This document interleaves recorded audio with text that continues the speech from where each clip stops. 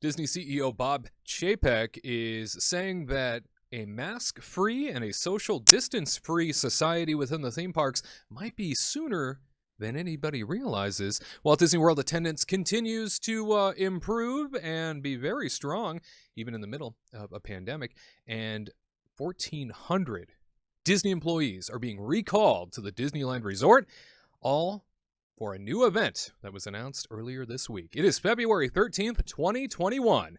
Kingdom Report Live starts right now. To all who come to this happy place, welcome.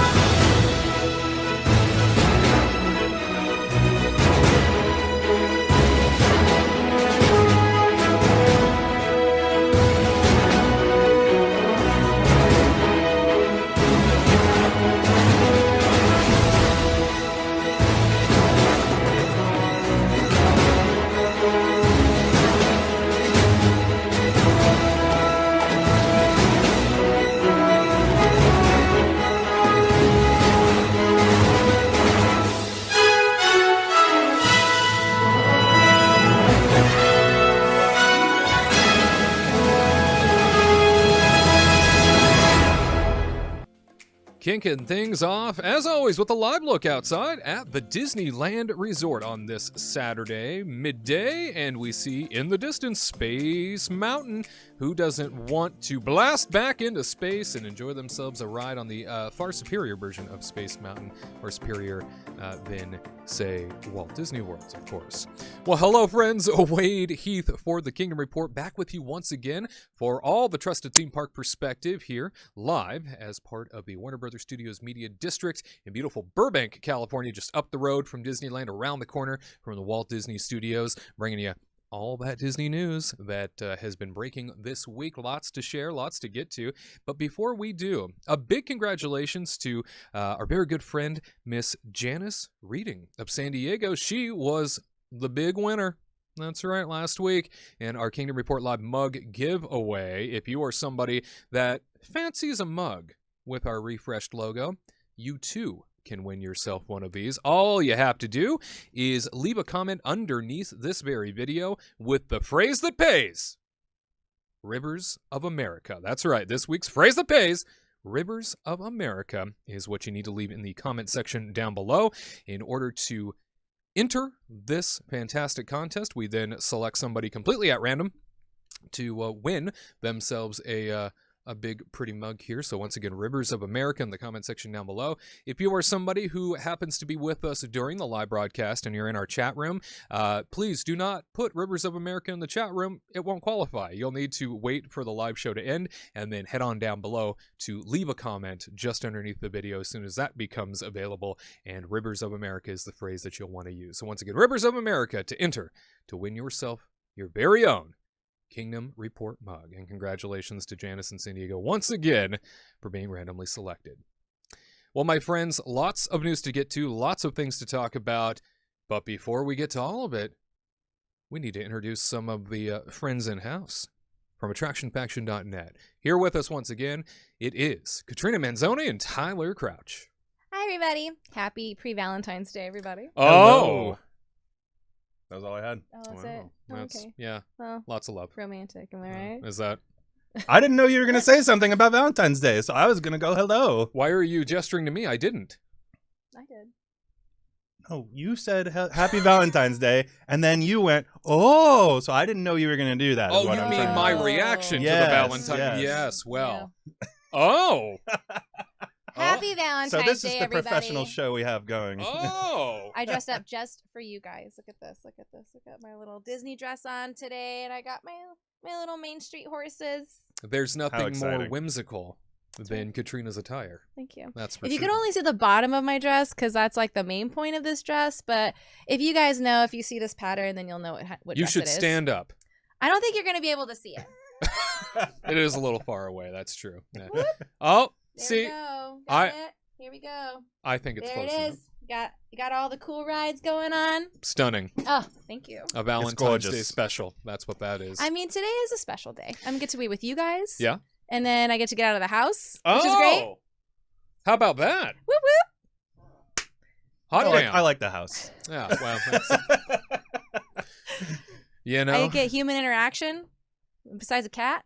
Yeah, it's nice to see I get people this in human. person. Yeah, every I was once like, in I'm a not while. a human, I suppose. That's well. No, I mean, Yes, yeah. but I talk to you all the time. You're a different kind of True. human. Yeah. Yeah. It's true. Anyway, Oh, there it all right, is. Well, Happy Saturday, everybody. moving along. Here we go. And speaking of somebody that's more than human, the man that makes this world work for us, the man who always has a trading pin in his pocket, it seems. It is Producer Cristian in the production dungeon. Good day, sir. Good morning, everyone. Tell me, do we have a pin this week in which Well, to share? Of course we do. And, you know, as Katrina said, pre-Valentine's, getting in the season. Yeah. Oh, Oh, will you be mine? You'll It's- pin Valentine. It's full of love. Look so at that. sweet. Look, see, Love it. he loves Valentine's Day too. Gosh. Sucker for love. Isn't he just perfect? Sucker for That love. little baby Yoda. If Is it a you- baby Yoda or is it just a Yoda Yoda? That was a Yoda Yoda. It's hard to tell. Yoda Hey- Yoda's also hey, perfect. yo, Yoda. Is it Baby Yoda? Normal Yoda? What is it, Christian? It's Yoda. Oh, just Just Yeah. Yoda. Normal It- Yoda. You know, it's the Yoda. Old Yoda. the Yeah. only Yoda. It's the Yoda. Right. Mm, okay, it's not Grogu. I Okay. got it. We don't even call him Grogu anymore. We just call him Baby Yoda. There's a real debate about I mean, that. non-Star Wars fans call them Baby Yoda, but Tell real you Star what, Wars fans call them I don't know Grogu. but people okay. that are thrilled with that name. At any rate. So great to have you with us on this beautiful Saturday. Let's not waste any more time. Let's dive right in to some Disneyland news. Disneyland news time, covering all the breaking stories, all of the big topics from the week. Bringing it to you here with some great perspective. Big news out of Disneyland, what with California Adventure not only having reopened recently as part of the Downtown Disney expansion, there's now an announcement from the Disneyland Resort that they are finally doing a food type event in California Adventure this coming March. So big news coming to us from sfgate.com saying Disneyland recalls 1,400 employees as dining and events return to California Adventure. They write that there are still no rides operating at the parks, but Disneyland has announced a major new development. In March, Disney California Adventure will offer an all-new limited-time ticketed experience focusing on food and wine. Disneyland President Ken Patrick sent a letter to cast members saying Disney's term for employees, by the way, is cast members, saying that on February the 8th, which was the 20th anniversary of the opening of California Adventure, that an event will bring 1,000 employees back to work at the resort. And the announcement comes shortly after outdoor dining returned to downtown Disney after California Governor Gavin Newsom lifted the stay-at-home order. About 400 cast members were recalled at the end of January to staff restaurants at the shopping and dining district, which currently includes part of Buena Vista Street in California Adventure. They say today all of the Disneyland Resort restaurants that were operational before the stay-at-home order are hosting guests for outdoor dining, including Carthay Circle Lounge, and Smoke Jumpers Grill inside California Adventure Park. Next month, more of the park will be open to guests when the ticketed event launches. Terrific news to hear, certainly something that I think we've all been sort of waiting for, this word finally coming from the leadership of Disneyland that they are ready to rock and roll with an event. If they couldn't reopen the theme parks, we were saying this last year, Katrina, if they can't reopen the theme parks, why aren't you doing and skirting the rules with a food type event, a food festival, as we were watching Knott's Berry Farm do very successfully for months on end last year? Oh man, we were talking about it until like we were blue in the face, being like, "Come on, Disney!" Get with it. And I mean, I get it. It's a lot. It's harder. You know, Knott's Berry doesn't have unions, so they're able to like quickly, easily get people back on, start everything back up again. And with Disney, there's so many unions to like talk about, and there's like, and it's crazy to think about how many unions they have, like the tickets, the food, and all that stuff. But I am very excited that this is happening. I'm curious how much it's going to be and like what's included in it. My guess, I'm going to put it out here right now. It's about $60. I'm going to say 60 to 75. Okay? Mm-hmm. Maybe with 5 food tastings. No Maybe. way, $75. Okay. I'm throwing it out there. 60 Possible. to 75 with 5 food tastings. Because, you know, Disney's a little expensive when they come to their food options, when they do like their festival. And, I mean, it's Disney, so. Yeah. Exactly. You're gonna pay a pretty penny to step inside a little bit further into DCA. There you is know? a premium for everything. Yeah. But I'm excited this is happening. It's not gonna be like Food and Wine per se, but it's gonna be like similar to it. But I'm really excited to see this happen. So, yeah. Terrific news, right, Tyler? I mean, especially seeing a lot of cast members finally coming back that have been waiting for that call. It's nice to know that an event has been at least created, and while the details are sketch at the moment, something's coming. Yeah, I mean, it is one of those things, like Katrina just said, we've been talking about it forever, and it seems really weird that they just kind of started planning this recently. To me, it seems like this should have been on the table for like a very long time. Like they should have had this ready to go, like, months ago, personally. But yeah, we're finally doing it, and I'm ready for it. I mean, this is something that I think we've all been asking for, even since before Knott's even started their food festivals. But once they started, it was definitely like, okay, Disney, come on, you got to get in here. Sure. I mean, I even hope Universal figures something out to kind of open up their gates and let people see some stuff in there for the first time in about a year. But it's very exciting. I'm happy for the people who are going to be asked back, as long as they are ready to work. I mean, I'm sure a lot of people are raring to do it, so it's going to be very exciting to see this unfold. Yeah, it'll be really cool to get everybody back in the mix. And I know that I think Disney was probably, for the reason why they probably never pulled the trigger, from an operational standpoint, I would imagine that they were anticipating that they were going to have an upper hand at some point and be able to reopen the parks the way they wanted to. I mean, we obviously know this going all the way back to July of last year, that they thought they were going to open on Disneyland's birthday in July in 2020. It's a really good idea. Yeah, that certainly never occurred. And then more delays. And, if you've watched the show through 2020, you definitely know the coverage of the ups again, the downs agains with the state of California, and them admitting that they were working with theme parks, and then we came to realize, wait a minute, they weren't at all. They weren't even talking to them as they were saying they were. And so you fast forward to now, and better than nothing, it looks like, for the Disneyland Resort. And in the letter, the president of Disneyland, Kim Patrick, described the event as focused on Disney's world-famous food and beverage offerings from around the resort, the latest merchandise, and unique, carefully crafted entertainment experiences.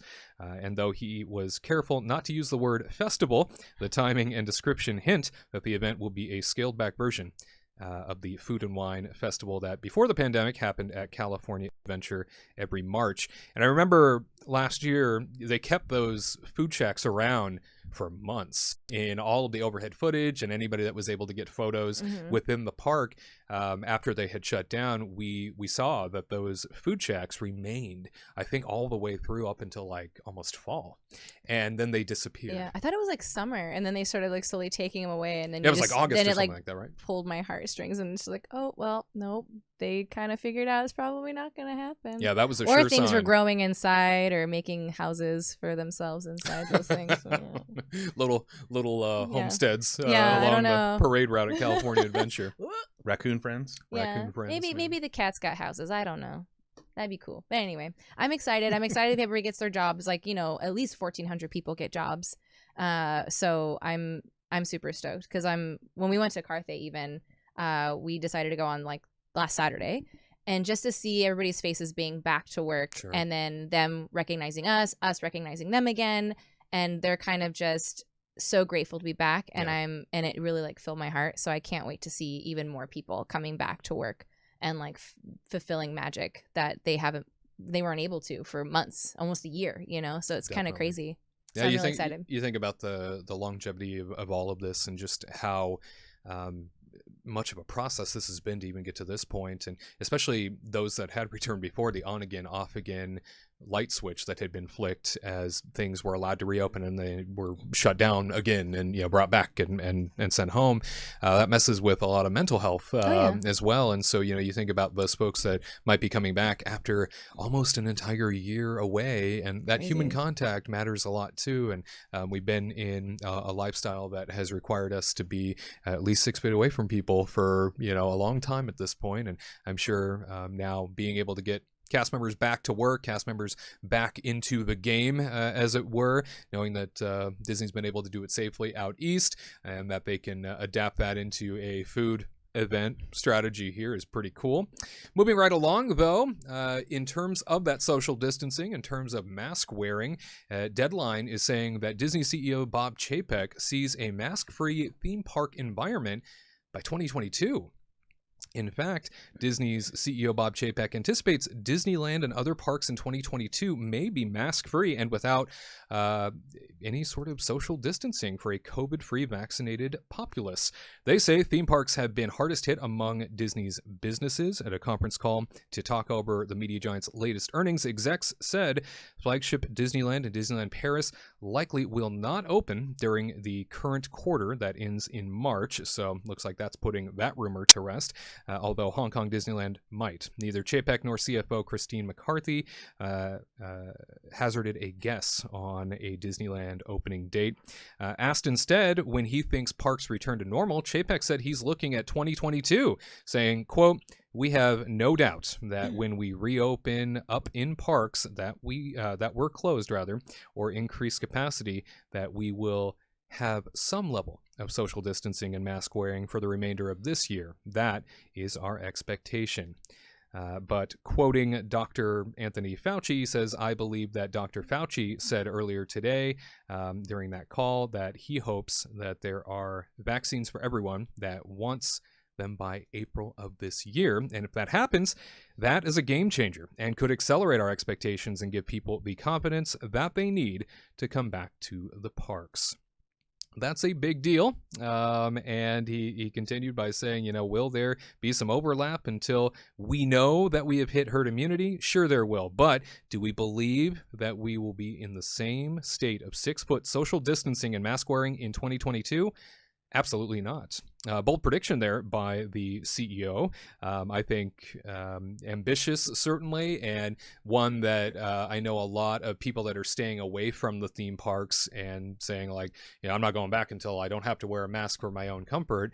Certainly personal decisions, personal choices are up to everyone, but very, I think, telling that the CEO of this company feels like the writing is on the wall when it comes to, probably by the end of this year, we're going to move out of this category where everybody's got to wear them. And of course, that rests purely on how fast people can be vaccinated across the country. Yeah. And let's not even think about the rest of the world and how that's going to look with international travel, that sort of thing. But domestically speaking, people can get vaccinated fast enough. I see a potential possibility there too. So pretty cool. I agree with it. Like, I don't know when in 2022, but I think it's possible. Yeah. I mean, even with the president that just said that he just bought all the vaccinations to make sure that every American has one. Because, like, right now in LA, like, we're running out and they shut down, like, Dodger Stadium and stuff for it. But I have, like, no doubt in my mind if, like, everybody got a vaccination and then hopefully see it drop off by like fall of this year to see like a good decline. And then hopefully if everybody does what they need to be doing, then probably spring of 2022, I could see like, yeah, sure. Why not? Like maybe no mask, but still like social distance, maybe possibly. Optimism's good. Yeah. Yeah, optimism is good. I also feel like people shouldn't get too optimistic because like Bob Chapek doesn't know what he's talking about. Like let's be real. Like, yeah, he can look at Dr. Fauci and say like, okay, well, if Dr. Fauci says we're going to be getting, vaccinations by April, then we're good. Like that's what he's doing. Yeah. He's just armchair, quarterbacking right now. So like Chapek, you're cute and all. Just let these scientists do their job. Because I think it's reasonable that we could see that in 2022. But I mean, listen, that's his job though, to like sugarcoat things. That's what he's trying. Give that's people exactly hope, right? what I'm trying to say. 2022 doesn't seem that far away, right? Not in 2025. You're like, oh God, like this is gonna be like the worst. So that's exactly what I'm trying to say. Is like he's not only trying to make the customers happy, but he also has a bunch of people that own stock in Disney that he has to make happy. So he's just gonna say whatever he has to say to make people like stick around to be on board with their situation. So I mean, it's nice to be optimistic, and I'm not going to say he's wrong about that, but at the same time, these are the same people who said that Disneyland would be open last July. So let's not get too excited by this information is all I'm trying to say. Like, it's a very real possibility, but also this is a man with with no hair talking to us here. No, Are I'm just you kidding. No, saying I don't never care about his trust hair. people with no, no hair? he's got beautiful hair. Like Larry David I said. mean, listen, I trust The Rock.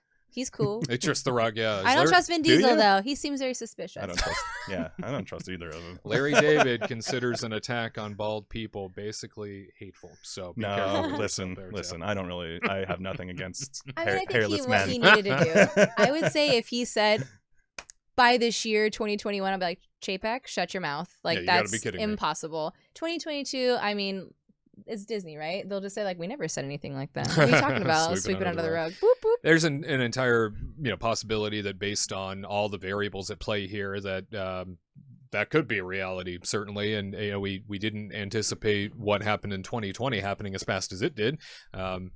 Who knows, and I like the fact that he is trying to be optimistic, but they're absolutely right, Tyler and Katrina.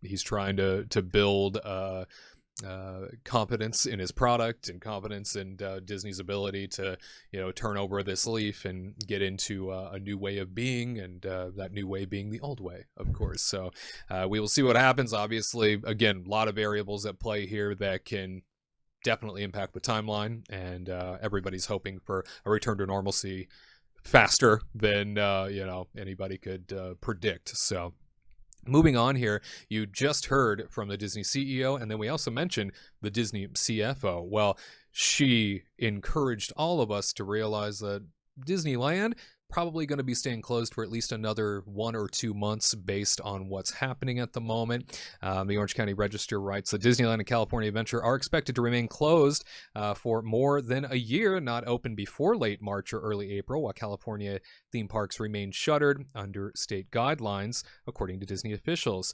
The Disney CFO says our current expectation is that Disneyland and Disneyland Paris will be closed for the entirety of the second quarter. McCarthy, the CFO, commented on the continued closure of Disney's Anaheim theme parks during a conference call with analysts on Thursday, February 11th. And Disney's second quarter typically ends between March 28th and April the 2nd. It is hard to believe that, a year will have passed here pretty quick since Disneyland officially shut down. And I know that people are eager to get back to the original Magic Kingdom, and this baby step of reopening California Adventure in a food event capacity is at least inching in that direction, which is good news. Yeah, I don't know if we're going to, again, variables play out here. This week it was announced that, as we were talking about last week, the recall petition for the governor of California was getting close. It successfully passed the threshold this week, and that might play into a lot of what's going on too, based on how quickly the recall election can be moved into place and how votes will be thrown out there and who moves into that position, potentially replacing him based on what might occur. So Bob Iger. all of it, yeah.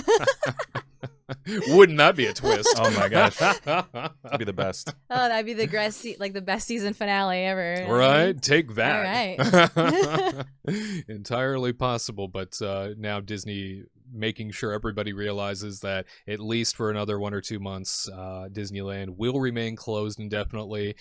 So if you were hopeful that it was going to be March, they did say some things before the beginning of 2021 that indicated there could be a potential reopening within that time frame before the March date.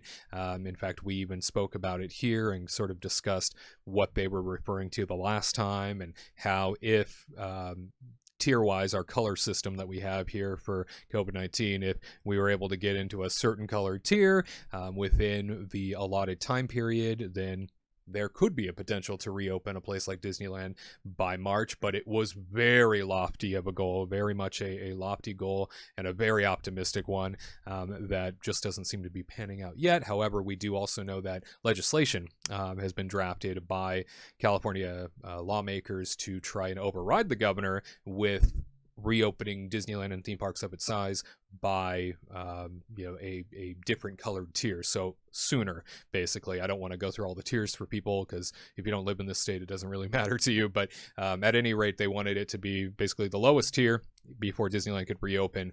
Now California lawmakers want it to be just a tier higher is all. So at any rate, lots of variables, and we will see what happens there.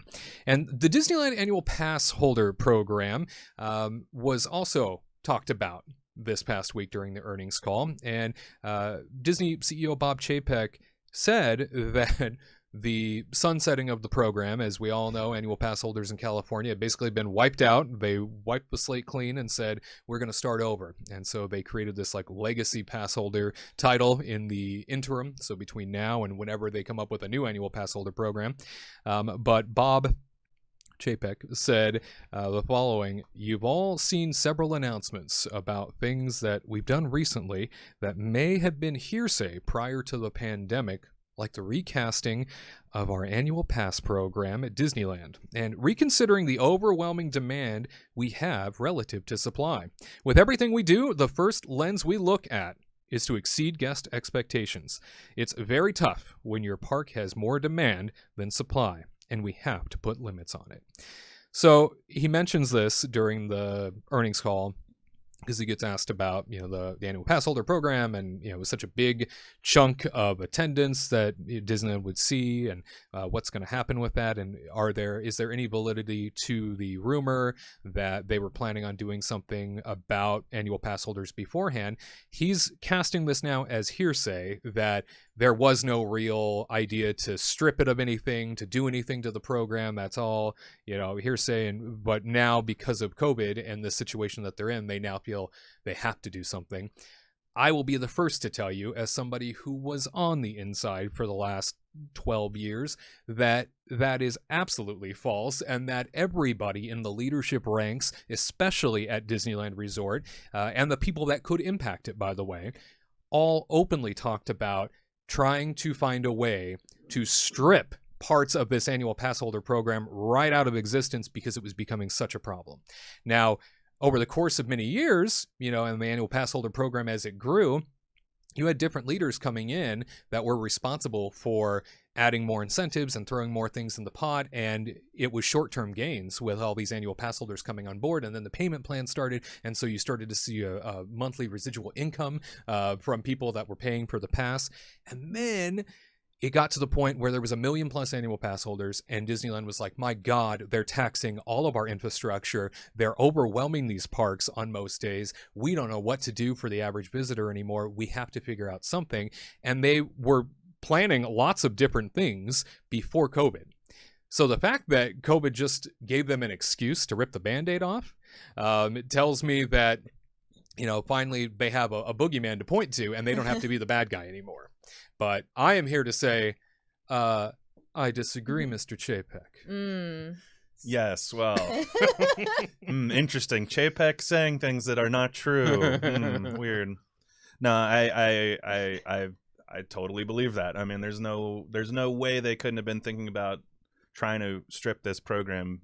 And like you said, this was like the perfect way to do it. There is the bad guy is this thing that we can't thing that we can't touch or punch or call bald or anything like that. What are you trying to say? Well, no. So anyway, listen, this is what had to happen, and this was, as Wade just said, this was in the works to happen probably at some point. Regardless, this just made it faster, and here we are we're all legacy cast members, annual pass members, and that's just how it is. And we even got a magnet. So it's true now. So we are cool. You know what I mean? When you guys dropped by California Adventure last week, did you swing on by the WandaVision cardboard set to take a picture? We didn't even get down there. We didn't I know, get down exclusive. there. Yeah. I was like, no, we had better things to do, I guess.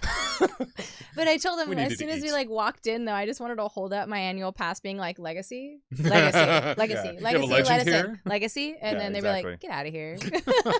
That's the funny thing. I'm surprised that those. I guess maybe they don't work, but I'm surprised that they say things like, oh, this is an exclusive place to take a photo. And to me, I guess that gets certain people excited, but to me, I'm like, So you're telling me, like, I can go take a photo of a thing that thousands and thousands and thousands of other people are going to go take a photo of? Like, that doesn't get me excited. Exclusive, like, Tyler. I just listen. It's not exciting to me. So I don't know what to tell you. But if they gave us a popcorn bucket with popcorn in it, I think I'd be very happy. I still look back at, like, there was a time when you were an annual pass holder, when your time was up, when your pass was going to expire, they would give you a party. Like a literal, like the end of the night, 4 times a year, they would do an end of the night party that would have exclusive things. Like I remember one year, like Oswald, it was the first time anybody ever saw Oswald walking as a walk around character. Yeah. Like different things like that, where it would actually be like an exclusive thing that an annual pass holder would want to see. Then one day, some Indiana jerk Jones? who I wish we could find out who it was, because some jerk came up with Wasn't AP Chapek, days. I don't think so. Yeah. No, Chapek wasn't. You know. I know a few people. So might have been involved. So in AP days, right? There's a bunch of people who think AP days are so exciting. Yeah. Oh my gosh, we get a free button. Wow, this is the best day of my life. No, they took things away from you. You don't realize that they took away free admission to an exclusive party when they did this. And now they're giving you this cheap little button or magnet, and it makes people so excited and happy to go wait in line to go get a button. And I'm just here to tell you, everybody, they've been trying to strip this program for a long time now. So I remember like you had a December expire and I had a March, so we got to go to like 2 parties. So that was so much fun. And then I was like, the one year I was like counting, we went to yours in December, and then I waited for March to happen, and I was like, okay, this is it. I should be getting an email at any moment. And so finally I got a call, or I called them because I was like, me too. So I didn't get an invitation to the party. I heard you did this. So, and he goes, oh yeah, no, but there's something great coming in the works. And I was like, okay. And then that's when like the AP days come, and you're like, oh wow, you can buy this bucket and you get $1 refill popcorn, and then you get to stand in line. It was like the food and wine festival. That was like the first food and wine festival. And then they brought out those buttons, and then that line, remember like the lines for the buttons each week or every 2 weeks they came out with a new button. And that button line was so long, and those buttons were like itty bitty, and I was like, what is happening? And then you got a recipe card, so everybody wanted the recipe card, everybody wanted the button, the lines were like down the street, and I was excited for the first maybe year. I was like, oh, this is cool. Sure. And then I slowly started realizing, oh no, they just took away all the other stuff that I actually really liked, and now they're just giving us this like, oh, here's a corner where you can go and color on a piece of paper. Oh, cool, thank you. Well, awesome. How cool is that? And then you get to keep the crayons. You know what? That's like a $45 crayon. Bring it back for legacy pass holders. I know. mean, gosh, what a reward. That's for certain. Yeah. It happens. I mean, they wanted to cut this for a very long time. They kind of had to. It is what it is. They're going to price people out like they do every year. That's what they had to do. So we'll see if they're ever going to bring it back or what they're going to do. Chapek's just like, oh man, I'm not the bad guy on this one. This COVID fella. Yeah, can you believe it? Gosh, he's a bad guy. We fought for you, annual pass holders, but this COVID, man, they just ruined everything. So we got to strip it. Well, my friends, you let me know in the comment section down below. We want to hear from you. Comment section down below whether or not you think there's a potential reality where we might see Disney parks without masks and social distancing by 2022.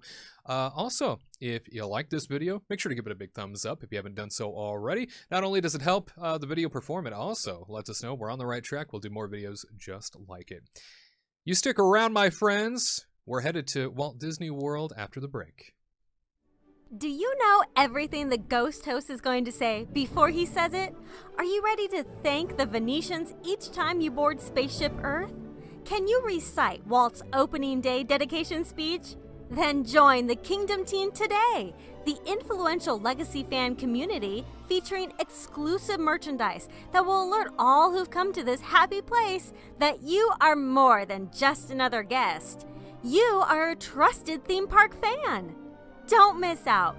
Join the Kingdom team right now by visiting the homepage at kingdomreportlive.com. That's kingdomreportlive.com. And now, back to the magic.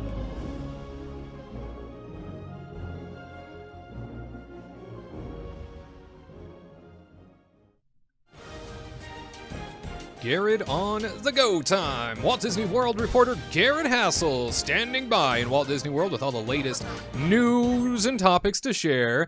Where are you at today, friend?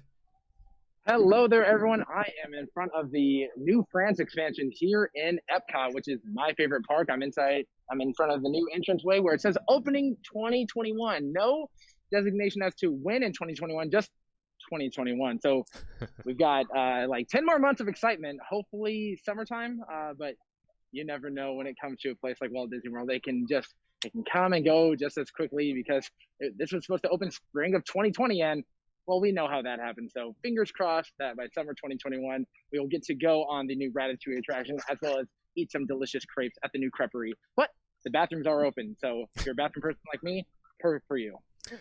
How excellent. And I look forward to riding Remy's Ratatouille adventure by December 31st, 2021 when it opens, because you're right, they do sometimes go all the way up until the last possible minute, and I know they want the biggest bang for their buck, right? They want to be able to open this to big crowds, and can't really do that when the theme park capacity is capped, so we understand. Yeah. But hey, we are all about the news this week, sir, when it comes to cultural representatives possibly returning. Yes.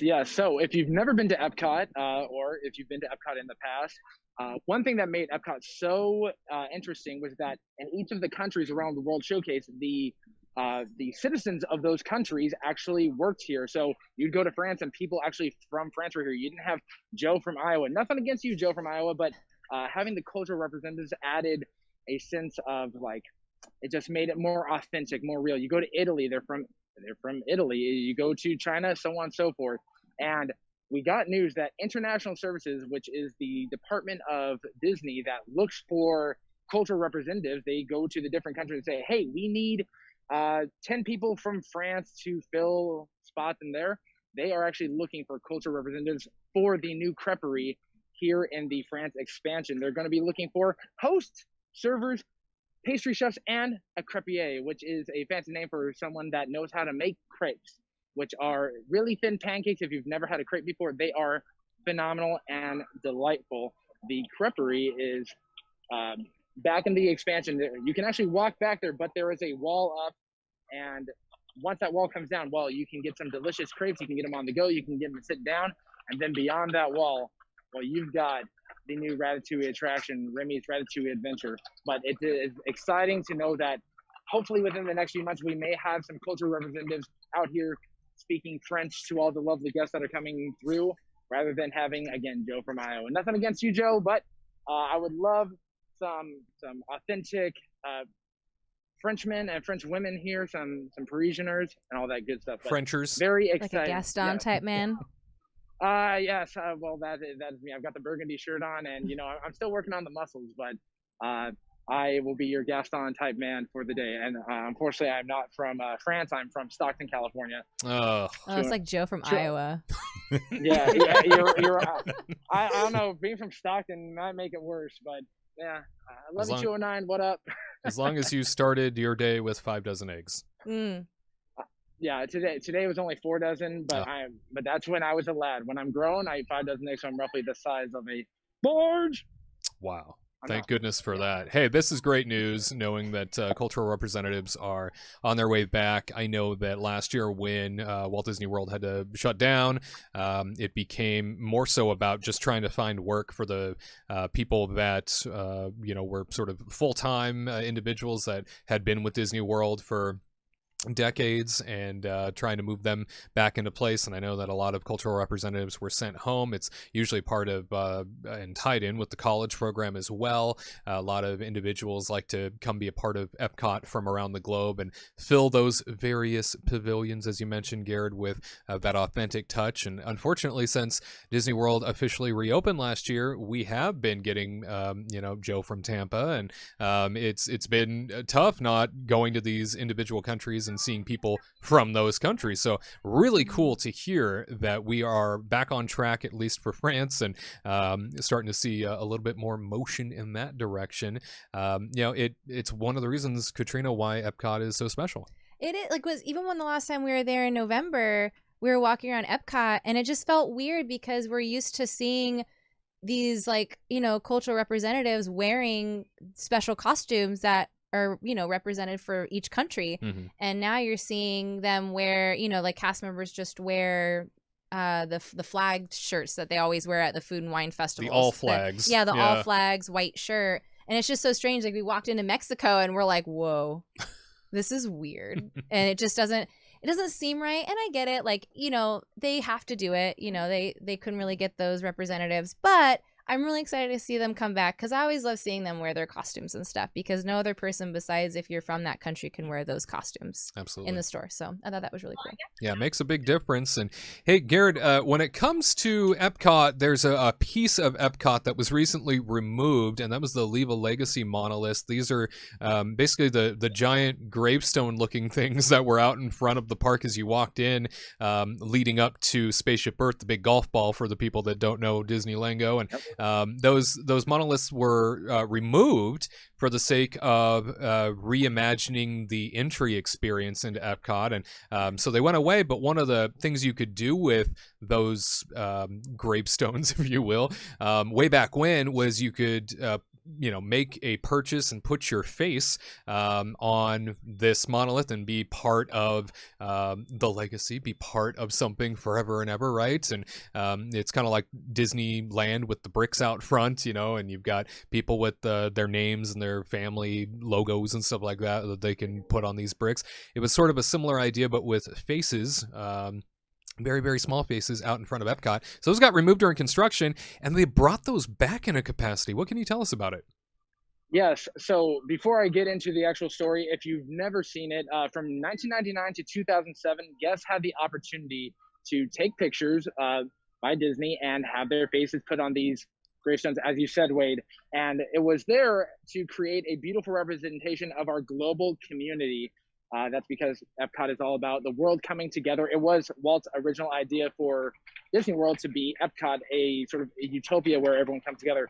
But along with the story, Disney has unveiled a new rendition of the Leave a Legacy. As you enter the park, or as you exit the park at the main entranceway, you're going to see these colorful walls there, and on them, you're going to see pictures of families that have been there, or of family names. And they have a cool thing where you can actually scan a QR code, and by doing that, you can find your family name if you were one of the hundreds of thousands of families that got to do this. Now, these walls, I went and checked it out beforehand. I'm 6'2", 6'3" on a good day. These walls are easily 10 feet tall. So if you are vertically challenged and you have a family all the way at the top, it's going to take a little bit of work to see your family up there. It's true. Did you find NSYNC? Yeah. What? Did you find NSYNC? No, I didn't have a chance to go as deep into finding NSYNC. Actually, Ariel's family, they have a Leave a Legacy on there, so I'll have to check that out another time. But I asked around and I asked cast members, so like, are these walls going to be permanent? Because they are mighty thing. It like sort of blocks out anyone looking out into the parking lot, and it blocks the parking lot from looking in. I asked the cast member, said, are these going to be permanent? And they said, in Disney terms, they are quote unquote permanent, which means they could be permanent, they could not be permanent, but at least for right now, they're going to stay there. My opinion of them is that while they are very colorful and nice, I'm not impressed with it. I thought they were going to be keeping those monoliths and rearranging them as people walk in from the parking lot, sort of like as a grand walkway going in, like leading you into this park. But now you just got these walls as you exit, and they're not even all together. They're split, where if you go off to as you're leaving the park, if you go off to the left to the buses, they have them on their side. And then if you go off to the right, towards the bigger half of the parking lot, you'll see them over there. And I banged on them. They are just straight steel plates. They're steel beams, and they're loud. I don't think they're that impressive. They're cool to look at, but I am not overly impressed with them. I thought they could have done something more. They mentioned the QR code, which is amazing. I thought it would have been cooler to, like, I don't know, maybe fiber optics to make them glitter or something at night, or you enter a family's name, your family name, and then it like ping, ping, ping, and you can find it. They just right now just look like a giant fence up to keep the outside world from looking in. From the back, it's just a straight metal wall with support beams at the back. So from the backside, it's not very impressive to look at. So hopefully that these will change once Epcot finishes getting its remodel by 2037. But until that time, these walls are going to be there. check it out. I plan on doing another trip to Epcot, and I will do a very in-depth look at them, and maybe my opinion will change upon giving it more than 10 minutes. But for right now, it's nice to see that Leave a Legacy isn't gone forever, but I just think Disney could have done a little bit more. The colors are nice. They match the new motif of Epcot being a colorful place with the world coming together, but overall, they're just giant metal walls 10 feet tall that sounds like a Shania Twain song. If you're a Katrina sized person, it's not as good. But check them out. Well, from the photos, they literally just look like construction walls. So they're a little bit more permanent looking than a construction wall. Yeah, but still not impressive. Yeah, again, it looks like a construction wall just made out of metal, and you bang on that, it's got a loud bang to it. I banged that thing, and I was hoping no one's gonna be like, "Sir, please don't bang on that." He's gonna start something. Everybody's gonna start. You can't bang the wall, sir. yeah, sir, you can't bang on the walls. Don't climb the walls, Gared. But yeah, they just look like giant construction walls. I thought it would have been better to, I don't know, have the original monolith or something else. I didn't think it would be like this. The color from a distance looks cool. You're like, ooh, color. But then you get closer and you're like, oh, I'm kind of in Jurassic Park. Where are the raptors? And the raptors are, in case vloggers like myself. Yeah, no kidding. Yeah, that's mindless, crazy, godless dinosaurs. That's right. Hey, so we're also there. You go. Oh, that's, wow. That's my T-Rex. Holy moly! That's my Velociraptor right there. Look at him. Hey, so I think it's cool that they were able to bring back a lot of these faces. I think it's pretty neat that they were able to rectify the situation in terms of, they removed it. It's a part of people's history. I know a lot of folks loved it. At the same time, a lot of people didn't think it looked all that good. In fact, it got panned a lot by Disney purists because you walk in and it really did kind of look like a graveyard. I've heard that said several times. Yeah, it looked like a war memorial. Yeah, very much so. That's what it looked like. I mean, it looked like when I was in DC, like at the Vietnam Memorial and stuff like that. Like, that's really what it's mourning what Walt's original idea for Epcot was. That's what they're for, in my mind. Maybe, I don't know. All the guests that have passed on, really, are remembered here in front of this Epcot. Yeah, no, but it's nice to see that they found a way to bring it back in some sort of capacity, and so now you can still find your family and your friends that maybe you took those images with.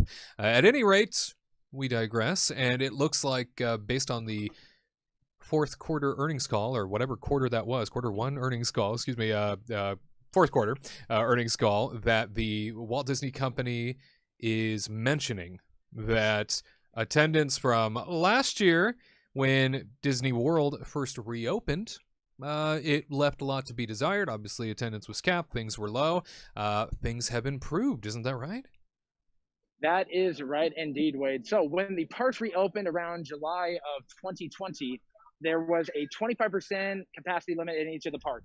Now, we do not know what 25% of the original number is. I'm sure it's in the tens of thousands, but quarter four was, in the 25% range. And then quarter one, which we have been in since October, Disney's fiscal year is a little bit different than normal calendar year. That's right. But they've upped the capacity to 35%, meaning you get an extra 10% of people. On this show, we've talked many times about how we honestly don't think it's 35%. We think it's a lot higher, but we don't know the numbers. We are not privy to that information yet. Yes. But one day. Yeah, people are still happy about this place. People still want to come out, even despite all the guidelines and restrictions that are in place. People still want to come here. On a day like today, there are lines going down like sort of little boulevards and streets here to get some of the food of Festival of the Arts, and people are moseying around. The weekends are always packed here at Walt Disney World, regardless of the park. And luckily, there are park hopping abilities, but sometimes that doesn't happen on the weekends. But the attendance here continues to grow. It seems that more and more people want to have some sense of normalcy and to be able to come to the most magical place on earth. So they keep coming and coming and coming. And Disney's CFO said that despite guests canceling trip because they don't want to follow the mask mandate that is here, that is not stopping other guests from taking those guest spots. So if you are in the percentage of, hey, I don't want to have to wear a mask at Disney World, Disney says that's okay. We have a line out the door for the people that are willing to follow those rules and come on inside, because Disney's forefront thing is we don't want to shut down again, so we have to enforce these rules with mask wearing. So if you haven't come to Walt Disney World yet, please make sure you bring a mask with you and you follow the rules, because Disney is not taking anything for granted. They are going to say, hey, you can't follow it, get out of here, head down to Harry Potter land, down I-4. Well, that's not true either. If you're gonna report the news, you got to report the news, my buddy. Okay. But yeah, Disney World's still very popular. People are coming out, and from what I've seen, the high majority of people are wearing masks. Like, I don't see very many people walking with it under their nose, and if I do, they usually pull it up real fast, especially when they see a cast member nearby, because Disney is serious. They have cast members walking around enforcing the mask rules, except for Disney Springs. That's sort of like the La La Land, but we're not going to talk about that. We're sticking That's to like the Wild West just over for there. right now. Well, it is very good. Yeah, it's great to see that the attendance uptick is there, that people have an interest in safely traveling again, and I know that you're right. For correction, this was the Q1 call and discussion about how things have increased, and they in Q4 we're talking about the 35% attendance increase cap that they were allowing for just a little bit more wiggle room, a few more people allowed back into the parks than originally they had. So very nice to hear that people are getting a little bit more comfortable safely traveling again and figuring out ways in which to just get out of the house and enjoy themselves without the worry and the fear and the threats. They know that, I guess, Disney World has been able to pull it off well, and yes, Universal also doing everything when it comes to safety. Yeah, you butthead. I'm sorry. I had to make a jab at the competition. I'm just kidding. Universal is a cool place. I just haven't gone there in 2 years despite working for them. Jeez Louise. For one night. It was a great career. Silly. It was orientation, and I was a valued employee. Clearly. Hey, and then we move elsewhere in Walt Disney World to discuss something else that was brought up recently during this quarterly earnings call, where Bob Chapek, the CEO, was talking about the Star Wars Galactic Star Cruiser Hotel, the ultra-themed hotel environment that is coming to Walt Disney World. And he said to everybody that was listening in on the call, people are going to be blown away by the experience. It is truly unlike anything we have ever done before. Can you tell us anything? Away. Yes, I can. Blown away. So, Walt Disney World is building a Star Wars hotel. Name my thing. What is a Star Wars hotel? Well, it's a sort of exclusive situation where there's not as many rooms as, say, the Grand Floridian that has hundreds upon hundreds. This has dozens upon dozens of rooms. And inside these rooms, you get to, it's like you're on board a Galactic Star Cruiser called the Halcyon. And inside there, they have the little cubicles for the kids to sleep in. They have beds for the parents. And when you're on this thing, you're not just a normal guest. You are part of the Star Wars universe, making it a truly immersive experience. From the concept art and from the pictures we've been seeing, it seems like they're getting these staterooms ready to go. Inside of here, you will not only be able to test your lightsaber abilities by learning this ancient art form of battling with the most powerful weapon in the galaxy, but also you will have areas to hang out, drink, eat, and all that good stuff. In your staterooms, you'll also be able to gaze out into the endless abyss of space and see starships and planets fly right by. So it's unlike an experience like any other. Now, since it's unlike an experience, it's going to cost a little bit more than usual. It's possibly going to cost into the thousands of dollars, even for a 2 to 3 night experience of this.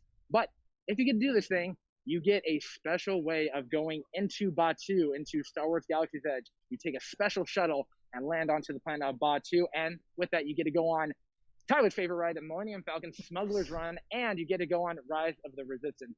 So I'm looking forward to this thing, if I ever get to experience it, that is, but I can't wait to see when this thing is done and Disney gives us an in-depth tour, or we just get to see more images of it, because there's been a lot of promise from the Walt Disney Company in regards to Star Wars things. They said when you enter Galaxy's Edge, you're going to feel like you're in that world. You're going to see aliens and robots walking around, getting to interact with you. So we can only hope that maybe in a smaller environment, such as the Galactic Star Cruiser, we will get to experience that. But regardless, it's still an exciting venture that we can go on. And Disney hasn't really released the exact day, but they're saying 2021 is the goal to go and experience the Galactic Star Cruiser. I, for one, want to check out what it's like to do a lightsaber training. I want to do what Luke used to do, put on the blind visor and feel the Force, feel the Force flowing through you, as the words of Obi-Wan. But I'm pumped for it. Wade, if you want to book that for me right now to experience it on your behalf, I would be happy to do so. Tyler, Katrina, if you want to help book that on your behalf as well, it's a sacrifice yes. I'm good. I'm willing to make for you. Take out a Okay, new well, line of that's credit fine. just for it. Yeah. And yeah, absolutely. I can't get over the guy that's in these promos that looks like Star-Lord with his little red jacket. And I'm like, what are they going to do? Mash Marvel and Star Wars together? Because they're going to be desperate soon. And they're going to be like, please stay here. It'll be Marvel and Star Wars. Someday maybe. It's But part of the multiverse of Marvel. Like, they've got Star Wars in there. It's like Disney owns it all. They can do whatever they want. There are no rules anymore in Sure. terms of intellectual properties. I mean, for Star Wars, especially. I mean, come on, Chapek. They're just like mashing all the stories together. So I'm I curious how that's going to like pan out, right? Because Well- like, go ahead. no, I didn't mean to interrupt. Go ahead. So like the whole point of this is like Batuu is supposed to be a specific timeline. Yeah. And then now they're just like, you know what? We're gonna wipe our hands Yeah. clean of it. Over here, Darth Vader's gonna be here, but then Kylo Ren's gonna be right over there. And then you're gonna have like Chewbacca walking around, but then Rey's gonna be here, and it's just like, okay, so is Darth Vader and Rey gonna be in like walking around at the same time? Because that makes no sense. And then on top of that, now they're wanting this hotel to work where you're in this specific timeline, and you're gonna be transferred from the hotel to Batuu without seeing the outside world, and because they want it to be seamless. Right. But then you're gonna like walk in and there's Darth Vader, and Darth Vader's already dead Yeah. at this point. For those that don't Spoiler know, alert. yeah, for those that don't know, they've kind of already said recently that they're going to be throwing out the story of Batuu. So all that stuff is going to be gone. Every part that makes sense in that timeline will not make sense any longer. So I think we all knew it was just a matter of time. Yeah, before but that was going to happen. It's Yeah. true, but it's really Yeah. sad that this hotel didn't even open and they threw it away. And now they're telling us, Gared kind of took the words out of my mouth because, like he was saying that, oh yeah, this Galaxy's Edge is going to be unlike anything you've ever seen. There's going to be droid, just exactly what Gared was just saying. And it was kind of, to me, super underwhelming when it opened up. Like I saw one droid, and that was like 2 days before the whole park closed for a year. And it's attached to a Coca-Cola cart. yeah, what droid No. are you even talking? Well, I guess they brought they brought out R2-D2 eventually, right? That one But- time, and he was like roaming around, and I was like, oh hey, and then it closed like 2 days later. Yeah, but it's one of those things where I have like very little faith in this project, to be honest with you. It seems so cool. I feel like I'm Yeah. being very negative today. Like every single thing that I has know. come forward, I've been like, you guys don't get too excited. But I really kind of feel that way about this too. I'm kind of like, this is going to be a super premium price. Like, remember how expensive this is going to be. We're talking about, for a family, it's going to be this is going to be more expensive than like a night at the Grand Floridian for Right. sure. Like, no doubt about it. So get prepared to bring out your wallet. It's going to be very expensive. You're going to be kind of, I'm still really curious to see how it's going to work too. Because are you going to be like, is it going to be like 2 days worth of activities? Because Oh yeah, I mean, is this something you're going to want to do one time and then never do it again? Because then you're kind of wasting the rest of your days at Disney Sure. World because Mm-hmm. you're kind of stuck doing this like Star Wars stuff that you've already done before. Like, I don't know. I'm really curious to see what they're going to do, and I really hope it's cool, and I really like the idea. I want to just see Gared in a bunk bed. yeah, Those look so I want to tiny. see. Yeah, try and get Gared in one of those little tiny bunk beds. 7 feet tall That'd in a be bunk great. bed. I love that. Yeah, let's reserve I want- judgment for when it happens. Let's, Exactly. That's- let's I not agree. poo-poo it before we see it. Certainly, a lot of things can change, and I want I them to give hope- me more information is what I want. Sure. That's Yeah. like, because I'm like, we're all theorizing like what it's going to be like. And I'm like, just give me a little bit more, please. I know many of us were disappointed after Galaxy's Edge opened. A lot of what was promised wasn't there, and never came, even after being told it was going to. And Yeah. So automatically, I think it leaves a bad taste in everybody's mouth. The idea of more Star Wars IP. Well, are we going to do it right this time? Yeah. So let's hope so. And Gared, we appreciate you bringing us all those top stories from this week out in Walt Disney World. You stick around, and we'll talk to you in a bit. Absolutely. I'll see you guys in a little bit. I'm going to go eat a crepe. See you later. Yeah, go get yourself a Bye. crepe. As soon as it opens, wait in line. Well, my friends, it is time for the Disney list. Disney List time has arrived. This is where we share some of our favorites and maybe not so favorites of a Disney topic. This week, we are talking to you about some of our favorite Walt Disney-era attractions at Disneyland. This, of course, is anything that opened between 1955 and 1966 when Walt Disney passed away. Therefore, lots of attractions that happened to open during that time to choose from, and many of which that are still around to this very day. They say, nothing is better than the classics. Nothing is better than what Walt Disney touched, much of which, turned to gold in many capacities in his later years. And a lot at Disneyland that still resides today from that era happens to feel quite golden in the experience. So we are going to start with Tyler to ask, what are some of your favorite Walt Disney era attractions still around today? All right. Well, I've got a couple here that I'm pretty excited about. Oh dear. My first one is going to be, this has kind of led, I think this attraction has led to a different path for me personally, and to a different path for like a lot of people in Southern California. Sounds spiritual. My. It kind of is. A path. All right. It's Walt Disney's Enchanted Tiki Room. Oh. Enchanted Tiki Room has always been a phenomenal attraction to me. And if you think about the year that thing came out, it must have been just a technological marvel. I mean, it must have just been, nobody had probably ever seen anything like that in their life. And so that in itself is very cool, but also just the style, the whole tiki vibe. I mean, I'm a tiki mug collector. I have like tiki stuff in my backyard. All this tiki stuff, I have to believe, in Southern California was ushered in by Walt Disney. I mean, Southern California, there's different tiki bars around, and this kind of mentality of wearing Hawaiian shirts and stuff like that. It is a very Southern California type of thing. And I think that it's because of Walt Disney. I mean, obviously it's the Polynesian culture, no doubt about that. That's really what started. But I'm not saying, oh yeah, Walt Disney created that. But no, I'm saying he made it. He made it like a popular thing, right? And I think that has kind of like gone on through time, and now tiki is still kind of a big deal in this part of the woods. So, especially on eBay. Oh yeah. Oh yeah. And think about like we would never have stuff like Trader Sam's if it wasn't for Tiki Room, I think. And just think about the style that place brings to Adventureland. Immense popularity. Oh yeah. And it may not be something that I want to go and do every time I go to Disneyland, but it's still like I feel comfortable knowing it's there. And Disneyland, they always say that the common thing is like Disneyland isn't a museum, Right. But I feel like that is one piece of Disneyland that will probably never go away. At least I hope so. On a critical corner just off Main Street. Well, no, you're right. But I just, is that a knock against it, or No. are you being okay? No, meaning like it has a lot of high traffic. Sure, and, yeah. I just didn't know if you were being like, oh, well, maybe they should put something. No, not at all. Just okay. very much. I was just making He's sure. about to get like his feathers are about to get ruffled. His little birdie. I just wanted to make sure that I knew what he was insinuating. Yeah. That's all. Either way, it would have been. Anyway, so and then my next attraction, which a lot of people may not consider necessarily an attraction, but I think it fits the bill. It's the monorail. Oh, definitely. Yeah, because the monorail, if you think about it, there's really a couple things that invite you into Disneyland, right? The train is one of them. The train station, on top of the hill, obviously the Mickey, garden in the front. But the other thing that really just welcomes you to Disneyland, you're there. It's an exciting time to be alive. Is when the monorail goes by. Honk, honk. Yeah, and it gives you a little honk. And what does it do again? Okay.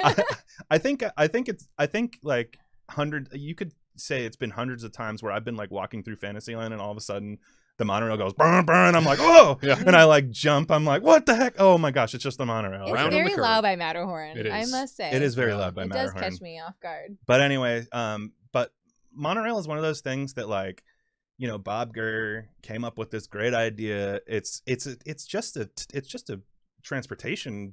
It's just a bus on a rail. Yeah. But just the way that it looks on that one little single rail, and so futuristic. And on top of looking cool just coming down the rail like that. It's also kind of the only thing left in Tomorrowland that adds any kinetic energy to that place. Right. That if you think about it, Tomorrowland used to be a lot about transportation, and you'd go in there and there'd be hustle and bustle. The people mover would be moving, the monorail would be going around, the astro orbiters would be spinning on the top. You know, all this kinetic energy everywhere is all gone now, and now Tomorrowland really feels like a bunch of concrete to me. Right. And it's really sad. And the monorail is the one thing that adds a little bit of life to that entire area. So Totally agree. yeah, monorail, Tiki Room, those are my two right there. Cool. What about you, Katrina? Oh, well, let me tell you, I'm not going to be as cool as him and like make you guys like wonder what I'm going to say like leading up to it.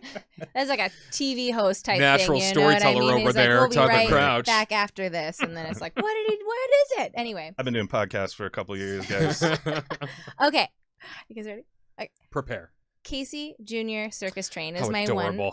I love it. I wasn't there, you know, obviously, because I wasn't even in an existence at that point in 1955. But I do one of love the riding conditions. it. It's okay. Yeah, I do love riding it. It's like one of my favorite things to do at night. I like it riding at night versus in the afternoon. I think it's just because of the twinkling lights when you start, and then not a lot of people ride it because like you kind of do it right as soon as the fireworks are over and you just like run to it, Oh, or that's a like great idea. right at the very end of the night. Yeah. And then you kind of get the train all to yourself. And I always like riding the back of the train, which is like the most popular one. I never like riding in those little The cages. caboose. Those are annoying. The But yeah, caboose the is good. caboose Yeah. is good, but the very back one, because then you just have this like whole view, Yeah. and you have like the twinkling lights, and then you have like the pond with the storybook goes through, and then you kind of listen to their story as a story, like as the boats go by, and then you kind of see all the little houses and like it's just so, I don't know, kind of like very like you're in like a fairy tale. You're You kind of get tranquil and yeah, it's just very calming, and then you see these cute little ducks taking a nap during like They're the actually spring. massive ducks. If you see the size of the buildings next to them, there's these little buildings. The and little there's these massive villages. And you're ducks. like, whoa, my gosh. But then like and then like during the spring when like little baby ducklings come around, and then yeah. they're kind of like swimming, and you're like, oh, they're so cute. Anyway, it's a very majestic area. it's just yeah. it's so tranquil and calming, and then you see like little poor Casey Jr. thing, and I think I can, and then it's like toot toot. And then so anyway, I love riding it. So if you've never done it before, if you've only done it in the afternoon, do it at night. It's so fun. That's a great tip. It's very calming. It's like the end of the night. It's either you go to Pirates for 15 minutes and just relax your feet, or you take a little train ride and you just relax and just be like, all right, let's go to the car. You ready? Yeah, and I think we talked about the caboose briefly, but I think sitting in the back of the caboose facing backwards is so cool at night, specifically because when you go up that lift hill, you can look out the back and you see this whole view of all of the storybook canals, and then the monorail, or not the monorail, the oh my gosh, the Matterhorn is up there lit. M word, sorry. The Matterhorn is looking beautiful, all lit up in the sky, and you see all the twinkles on the trees that Disneyland all puts up. So it's very romantic. It's a great little ride. Yeah, and then hopefully your kid will go to sleep as you're riding it at night, so it's an easy walk back to the car. Am I right, parents? I'm not a parent, but I can just imagine. Anyway. Use it at night. Last thing you do, it's the end of the Lion. Well, I was hoping someone would say it because I didn't know how to bring that into my speech. There's Anyway. nothing better than a tie-in quite like that. Thank you. That was the best. Flawless. Again, doing Good this night, podcast stuff for a everybody. couple of years. I'll see y'all later. Good night. Tip your wait staff. That's right. So Casey Jr. And then my second one, I'm kind of like stuck because I really don't know what my second one would be, but I guess I'm just gonna choose it. Alice in Wonderland. Okay. I always thought it was fun. I always think it's like such real an classic. interesting. Yeah, it's timeless. Even with the upgrade, they make it better and better. But it's always Managed to upgrade while keeping it just the heart of it. Yeah, it's just so great. It's always such a fun ride. The lines are ridiculously long for it, but when you ride it, you're like, that was worth it. How excellent. Yeah, no, Casey Jr., Alice in Wonderland, perfect. Monorail and the Tiki Room, all very much classic experiences from the Walt Disney era. The type of rides and attractions that you can feel Walt in. And we jump out to Walt Disney World now, where our Disney World reporter Gared Hassel standing by with some of the classic Walt era attractions that top his list. What do you got on yours, buddy? So it can't be on the list because it happened after Walt passed, but like Haunted Mansion is going to be up there because like he started the idea, but then passed away. But while he thrown was out. still alive. I know it's thrown out, but probably the Matterhorn. I know Matterhorn is sometimes hit and miss with people because of how it can beat up your knees or you're just getting banged around. But it was That's fun. the first steel track roller coaster like in the world, and Disney did that. It's such a unique ride where like you start at the base of a mountain and you go into it and you go on this wild adventure. I have so many great memories with it, especially with my dad, because we would go on it and we did it before the seats were separated, where you sit in, pretty much it's lap sitting, and I remember going on that and just laughing, and it's such a cool thing. And when you watch the Imagineering story and you hear about how it was built and just everything about it, and how there's a basketball hoop at the top, it's just it has such a rich history, and it's such a big focal point. You walk in, you see the castle, but then you look and see the Matterhorn. It just, I don't know what it does. It just, it transports you to another place. And the debate is it part of Tomorrowland? Is it part of Fantasyland? What is it? It's the age-old question of, yes, it's in Fantasyland, Which but land it's is sort it of in? its own land. It really is. And the second one for me, it's tough. It really is tough, but I got to go with the Jungle Cruise. It's a classic. It has great jokes, and I love it because Walt, he loved going on adventures. He loved experiencing the unknown. And at first, when the ride came out, you may not know this, it actually wasn't a very funny ride. It was more factual. And then one of his Imagineers said, "Hey, where are the jokes?" And there's no laughter. And so the jokes got made, and now it is just a timeless classic. And I just love so much about it because you hop into this boat and you go on this wonderful 7-night, 5-day cruise that doesn't make any sense. And the skippers, they are the ones that make it alive. And I wish I could have experienced like Walt being a skipper and his storytelling ability, just enchanting everyone, because there are pictures of him going on that, or him riding that, shooting the gun at the hippo, which is not a thing anymore.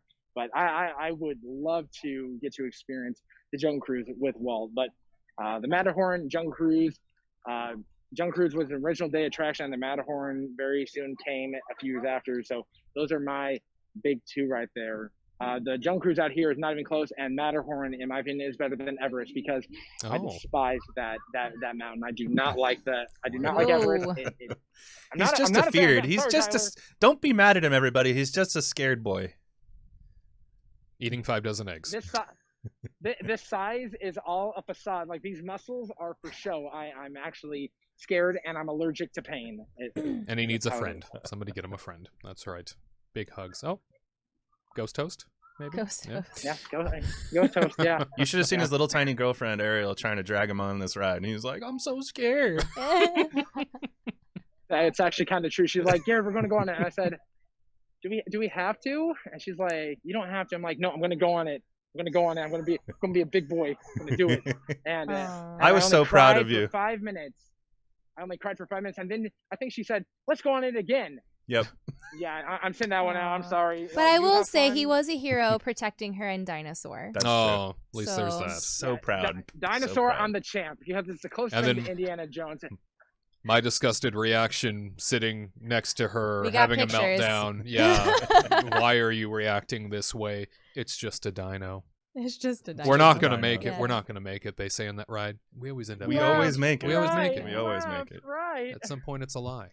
But, well, thank you very much, sir, for weighing in on the Walt Disney-era classic attractions, the top year list, and thank you, everybody, for sharing yours. They are truly very special, a lot in that category, in Walt's. It's too many to choose just two. It's I was incredible. like, come on, man. Can I just have like top 5 possibly? It is tough. I completely agree, and there's so many very special attractions that came along during that Walt era period that maybe we will have to do another list in the near future, because certainly they are fantastical. So if you yourself have any sort of different attractions that you are interested in from the Walt Disney era, 1955 to 1966, go ahead, leave them in the comment section down below. We would love to hear from you and what tops your list.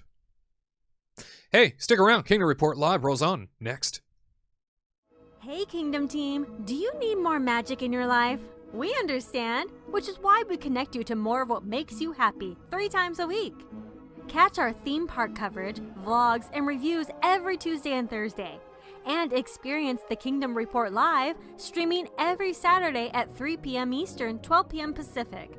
That's new content every Tuesday, Thursday, and Saturday, crafted with you in mind. Don't miss out. Be sure to subscribe and activate notifications at The Kingdom Report on YouTube, and catch every update throughout the week at Kingdom Report Live on social media. See you there!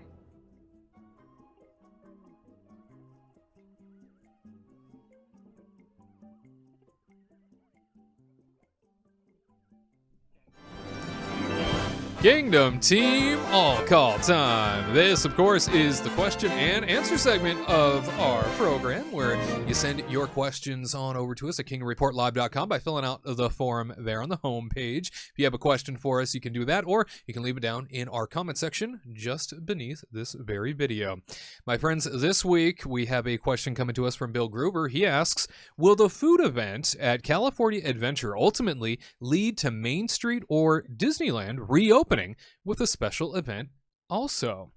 Fantastic question, because I think with the food event that he's referring to, California Adventure is an expansion of Downtown Disney at the moment based on the stay-at-home orders that were recently lifted. Now dining and outdoor food can come back to the Disneyland Resort in the Downtown Disney capacity, while the theme parks themselves cannot necessarily reopen.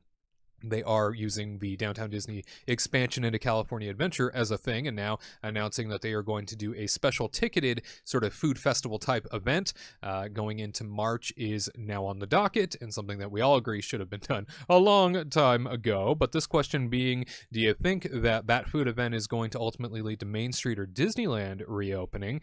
I'll ask you, Katrina. Do you imagine, because this is now going to absorb a big piece of California Adventure, that we might start seeing that neighbor to the north open up? I would really hope so, but I can't imagine them doing a food like booth thing for Disneyland, because there's not enough room. It's too small. And they're not going to sell alcohol over there. And they're not going to sell alcohol, so it can't really be like a food and wine type thing. But I could, like, if they were able to, like, open up, like, dining areas, that'd be really cool, like the Blue Bayou or, like, the French Quarter area, that'd be really neat. But that's just wishful thinking. But, you never know. You never know. I mean, if they're able to open up the stores and stuff, that would be great. But, again, Disneyland's just, like, too tight of quarters to open up the stores and stuff. If you've been in their stores, they're very, very tight, so not a lot of people would be able to fit. And then, maybe walking down Main Street. I mean, shoot, like I said, in 2020, they should have just opened it up where you're able to walk in, look at the castle, pay $5, and then walk out, and they would have made tons of money. I just want to see it. There's just a guy at the end just with his hand out, and people just hand him $5. Just let me in, please. Yeah, $5 per person. Even a baby counts as a body. So there you go. $5 is you are a Disney executive. Look at you. That's right. Even a baby counts. Even a baby. So here you go. Dogs, I don't know. Yeah, maybe a pet. Yeah, maybe a pet goes for half off. I don't know. What a great idea. Well, Tyler, you think there's a potential Disneyland or Main Street might see some action here?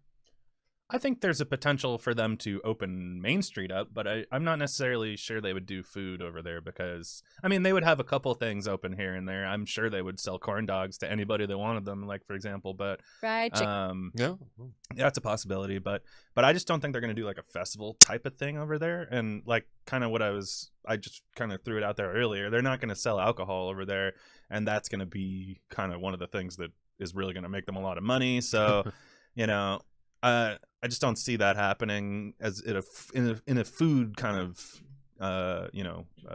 capacity. But I think there could be lots of other things they could do. I mean, people want to go to the Emporium. I'm sure people, there's still lines outside all the time for all of these gift shops that are over in Downtown Disney and even over at California Adventure at this point. So, I mean, it's obvious that people want to go shop, so just open up those shops over there. Is I think that could definitely happen. Spread the wealth. Yeah, what is essentially a mall right now is getting huge demand. We have a Marvel Mall, Star Wars Mall, a very well-themed home mall, kitchen mall, right. Everything. We got everything. Yeah. Who needs Williams-Sonoma? Nobody. We got Disney stuff. Not one person. No, I got Disney spatulas. It's okay. Get out of here, Williams-Sonoma. And they could you're joking around about it, but they could go and put a photographer over there in front of the castle, get people, have people taking pictures and stuff. And now that nobody has annual passes anymore, there's going to be a lot of people that don't have that memory maker, package. So then they're going to have to pay for a photo. So and if you want it framed, an extra $45. Oh. Laminated, Oh, way too much. Do you want Tinkerbell in your photo? Can you Upcharge imagine? $50. Yeah, Congratulations. exactly. Even a baby Yeah. will be charged $50 to have Tinkerbell in their photo. Yeah. Oh, Katrina. Ruthless evil people. Let's jump out to Walt Disney World, where our Disney World reporter, Mr. Florida, as we like to call him, is standing by. Gared Hassel, what do you think? This food event is definitely something that we had been sort of anticipating for a very long time Disney to do. They finally pulled the trigger, and now the question's being asked. Do you think it's going to lead to a Main Street or a Disneyland reopening or special event down the line? It's wishful thinking that it will happen, but I don't think it's going to involve food like Tyler and Katrina have said. It would be amazing to open it up and, have the original castle there. Each photo is $50. I'm going to raise the price even more than what you guys have said it at $50. Chapek's got to make pregnant that lady, stock. Yeah, the two pregnant bodies lady's got technically. 2 bodies, Yeah, and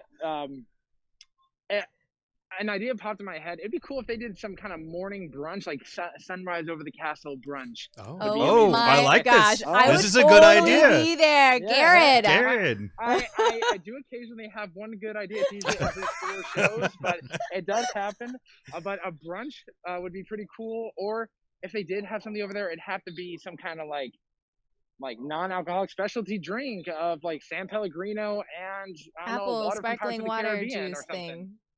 Yeah, but it just would be nice to have the food of Disneyland over there. Tyler's face just lit up I when know. he said that. I'm sorry. He's No, so I just- excited. No, Sounds pretty great. I just thought of something else too that I'm just piggybacking off of what you said, but like years ago they did like this like scavenger hunt type of thing in Adventureland where you looked for juju and Oh, I you remember that. and Yeah, you I had to remember like juju. you had to do these different like adventures and they set up this whole kind of scavenger hunt thing. Like what's to stop them from doing something like that? Like in Adventureland, like make people pay for, Can this we have a this fun Phantasmic dinner experience, party? Oh. They put tables all around and then have Burgers of them play America, Phantasmic. And then the Dapper Dans come sing and stuff on the island. And Boy, they are missing the mark. Wow. I would be paying for all of this. Missing the mark by George. And Gared, you being in Epcot right now, I mean, you're in a place that brought back festivals immediately upon reopening out in Walt Disney World last July of 2020. And those festivals are so popular and they've managed to do it safely. Yes, they have. The festivals out here are. Epcot really is the festival center now, where you have originally it was just Flower and Garden and Food and Wine and a little bit of holidays. Then they had Festival of the Holidays. Then they had Festival of the Arts. So Epcot is the place to be, and it works here because the walkways are so wide and there's areas for everything. The only way I think it could work out west with you guys is you'd have to open up all of Disneyland, pretty much open up all the food vendors, and just have cardboard cutouts of WandaVision everywhere, and that would work. But no, if Disneyland did a sort of like a magical festival or Return of the Magical food or something to that degree, I think it would work. I would go there. Give me some churros. Get me some. I want a glass of Pirates of the Caribbean water, and I'll finish it off with a nice corn dog.